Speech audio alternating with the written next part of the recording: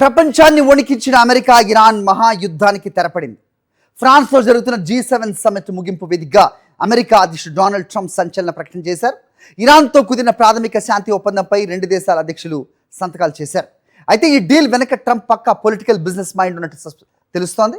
60 రోజుల్లో final deal కుదరకపోతే మళ్ళీ బాంబుల వర్షం కురిపిస్తామని అంటూనే మరోవైపు ఇజ్రాయెల్ ప్రధాని నేతన్యాహుపై ట్రంప్ తీవ్రస్థాయిలో మండిపడ్డారు. రైట్, ఇక పీస్ డీల్కి సంబంధించి మరిన్ని డీటెయిల్స్ మా ప్రతినిధి వెంకటేష్ న్యూఢిల్లీ నుంచి ఇస్తారు.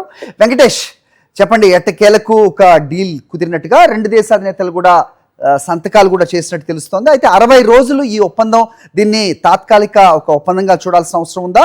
అలాగే ఉల్లంఘిస్తే గనక మళ్ళీ యుద్ధం తప్పదంటూ ట్రంప్ చేసిన వార్నింగ్ని ఇరాన్ ఎలా చూసే అవకాశం ఉంది? ఏంటి మీ దగ్గర ఇన్పుట్స్?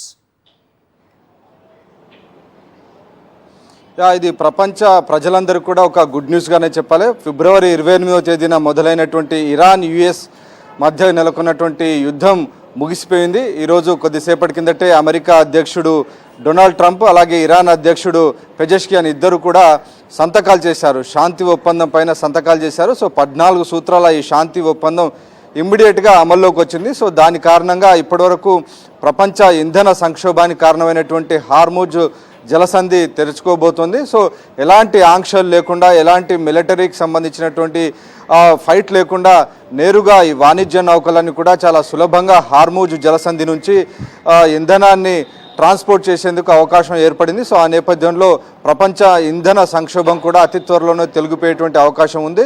సో ఈ మేరకు ఇద్దరు దేశాధినేతలు కూడా సంతకాలు చేశారు. సో G7 మీటింగ్లో ఉన్నటువంటి డొనాల్డ్ ట్రంప్ ఈరోజు G7 అధినేతల సమక్షంలోనే దీనిపైన సంతకం చేశారు. సో సంతకం చేసిన వెంటనే ఈ ఒప్పందం అమల్లోకి వస్తుంది. సో దీనికి సంబంధించినటువంటి ఫైనల్ అగ్రిమెంట్కు 60 రోజుల సమయాన్ని కేటాయించారు. సో 60 రోజుల్లోగా ఈ ఫైనల్ అగ్రిమెంట్ కాకపోతే దాన్ని ఇరువురి అంగీకారంతో మరింత ఎక్స్టెండ్ చేసేటువంటి అవకాశం ఉంది. సో తక్షణంగా ప్రపంచానికి చేకూరేటువంటి ప్రధానమైనటువంటి అంశం హార్ముజ్ జలసంధి తెరుచుకోవడం, ఎలాంటి టోల్ వసూలు చేయకుండా నేరుగా వీటికి సంబంధించినటువంటి చమురు సరఫరా చేసేటువంటి నౌకలకు ఎలాంటి అభ్యంతరాలు, ఎలాంటి ఆంక్షలు లేకుండా రవాణాకు సంబంధించినటువంటి ప్రధానమైనటువంటి అంశం. వీటితో పాటు మరొక ముఖ్యమైనటువంటి అంశం, ఇరాన్ సంబంధించినటువంటి అణ్వస్త్రాలను ఇక నుంచి భవిష్యత్తులో ప్రొక్యూర్ చేసుకోవడం కానీ, అభివృద్ధి చేయడం కానీ, ఇతర దేశాల నుంచి అక్వైర్ చేయడం కానీ, వీటికి దేనికి కూడా తాము చేయమని చెప్పి ఇరాన్ అందులో పేర్కొంది. సో దానికి సంబంధించినటువంటిది తమ యొక్క విజయంగా అమెరికా చెప్తుంది. ఇక ఇరాన్ పునర్నిర్మాణం కోసం పెద్ద ఎత్తున నిధులు కేటాయించేందుకు కూడా ఇందులో ఒప్పందం జరిగింది. ఇటు గల్ఫ్ దేశాలు, అమెరికా, ఇతర దేశాలు కూడా సహకరించి ఇరాన్ పునర్నిర్మాణానికి కూడా సహకారం అందించబోతున్నాయి. వీటితో పాటు ప్రధానంగా ఇప్పటివరకు ఏదైతే ఇంపార్టెంట్ ఇష్యూస్ అయినటువంటి ఇటు నావల్ బ్లాకేడ్, మొదటి నుంచి కూడా అమెరికా నావల్ బ్లాకేడ్ చేస్తుంది. హార్ముజ్ జలసంధిలో ఆ నావల్ బ్లాకేడ్ను కూడా ఇమ్మీడియట్గా తొలగించబోతున్నారు. అమెరికా నేవీ కూడా అక్కడ నుంచి వెళ్ళిపోవాలి. 30 రోజుల తర్వాత కంప్లీట్గా దాన్ని పూర్తిగా ఓపెన్ చేయాలనేటువంటి ఒక ఒప్పందం కూడా కుదిరింది. అలాగే ఇరాన్ ఈ ప్రాంతంలో జరిపేటువంటి చమురు మైనింగ్ కూడా అమెరికా ఎలాంటి ఇబ్బందులు సృష్టించకుండా ఉండేలా కూడా ఈ ఒప్పందం కుదిరినటువంటి పరిస్థితి.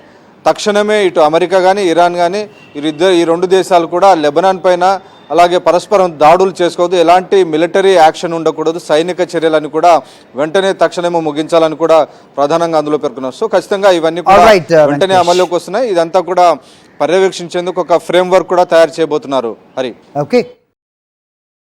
మరిన్ని అప్డేట్స్ కోసం ఛానల్ ను సబ్స్క్రైబ్ చేయండి. నోటిఫికేషన్స్ కోసం బెల్ ఐకాన్ పై క్లిక్ చేయండి.